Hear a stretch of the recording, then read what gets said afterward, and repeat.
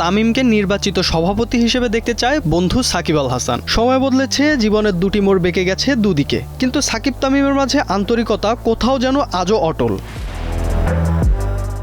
বিশেষ মুহূর্তে ৩ মাসের জন্য দায়িত্ব নিয়ে বোর্ডে এসেছে তামিম ইকবাল। আসন্ন নির্বাচনেও অংশ নেবেন তিনি, তাই সুযোগ ও সম্ভাবনা দুটোই আছে খান সাহেবের। একটি ভ্যালিড নির্বাচনের মাধ্যমে বাংলাদেশ ক্রিকেট বোর্ডের গুরু দায়িত্ব লম্বা সময়ের জন্য নেওয়ার। দীর্ঘ ক্যারিয়ারে লম্বা সময় ওপেনিংয়ের দায়িত্ব সামলেছেন, এখন একটু দীর্ঘ সময় পাক বোর্ডের দায়িত্ব সামাল দিতে, এমনটাই চাওয়া বন্ধু সাকিবের। তামিমকে আসন্ন নির্বাচনে বিজয়ী দেখতে চান সাকিব, জানিয়েছেন নিজেই। মুম্বাইয়ের গণমাধ্যমের সঙ্গে আলাপকালে এসব কথা বলেন তিনি। তামিম দীর্ঘ সময়ের জন্য দায়িত্ব পেলে উপকৃত হবে দেশ, মনে করেন সাবেক এই বিশ্বসেরা অলরাউন্ডার।